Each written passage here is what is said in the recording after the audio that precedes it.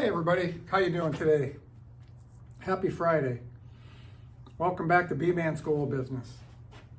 Today I want to talk a little bit about the preparation for the interview. We talked about that in the last lesson, and I got a couple of other tips I wanted to touch base on. This will be a quick little video, but hopefully it's helpful and you can apply it to some other areas. Remember, my mission is to help students as they progress into the work world. But some of the tips that I give and some of the stories I'm going to tell are more to the point around business and some of my experiences. But that's my mission. Not an expert. Been in business a long time, and I had a lot of experiences.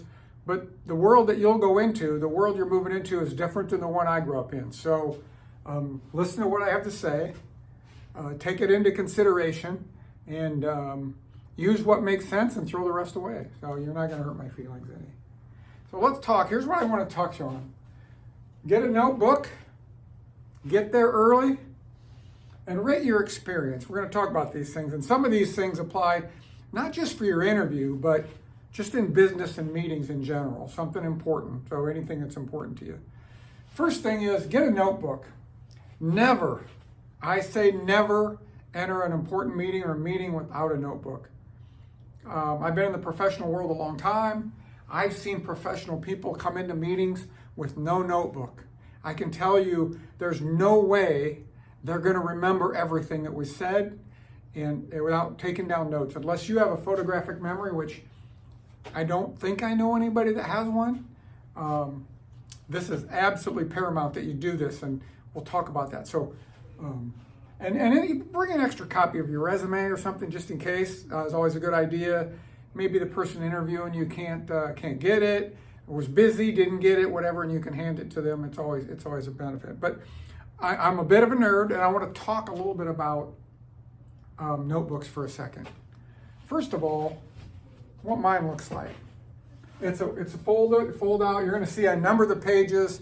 I color code stuff. I make notes. I have little light bulbs for ideas. I have an I with a circle for information. I have an A and a circle for an action, and I cross it off. You can use your own methodology, but dating them, the meetings, who was in the meeting, writing copious notes, we call that, is really important, and will really help you in the long run. Second thing, look at here. I was going to show you, these are all my notebooks, and there's like 12 or 13 of them. I've got a bunch at home from over the years. So I keep them because, you run out of space. Maybe they last 4 months, 5 months, you run out of space. Maybe a year from now, I want to pull something back. Now, in the iPhone world and the new world, there may be some electronic versions of this. There might be a lot of things you're doing different, but I always knew that when I write things down, it helps me remember things, right? Anyway, I want to show you. So this is this is volume 1 through volume 4 right now.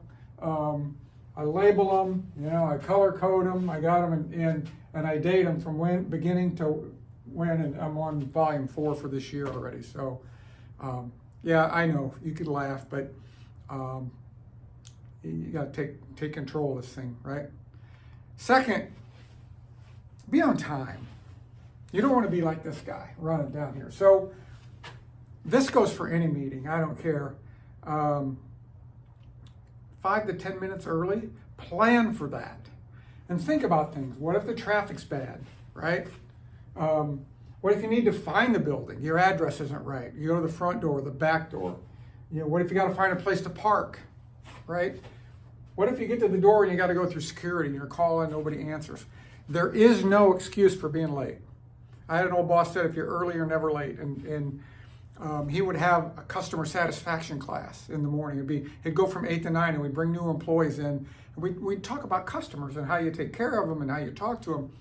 And I remember a time when there was an employee who was late. And at 8 o'clock, he locked the door. So the guy's knocking on the door, wanting to get in the meeting. He did not open the door until break. Another time, we were late. We were on a golfing trip. And there was 8 of us, and we were down in Biloxi or somewhere, and I said, wheels up at 8. We're leaving the hotel, wheels up at 8. And we had 2 vans full of people and everything. And one of the guys that was golfing with us came out late, and Vern was driving one van and I was driving the other. And that was my boss. I probably shouldn't have said his name, but anyway, that's okay. And so this guy comes running out with his golf clubs out of the hotel, but he was 2 minutes late. And Burgess kept driving. He just left him there in the parking lot. I pulled over and picked him up and got him. But the point is, there's no excuse for ever being late. And it will mark against you. Now, maybe you'll find recruiters and they're more liberal and they're like, okay, I get it, whatever. Don't be late. If you got to go early and you're worried about traffic and you've never been there and you get there 30 minutes early, go find the building, look at it, then go somewhere and have a cup of coffee, then come back. There's no excuse for being late, okay? Just keep that in mind. Because you don't want to be this guy running down the street. Okay? And then lastly, rate your experience. So this is something I use every time I visit a new factory or I'm in a plant or I'm doing something.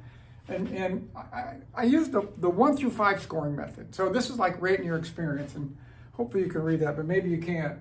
And I have a rating system that's 1 through 5, and I use this when I assess maintenance organizations and factories and what I do. And I actually used to do these assessments a little more complex than this and get paid $20,000 for 2 weeks worth of work, right? So I have a method.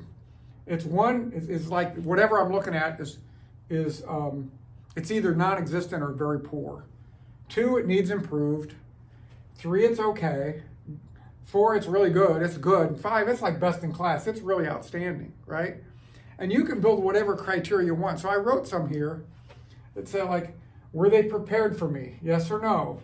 Were they friendly? Yes or no? Was the facility nice and clean? Yes, give it a rating.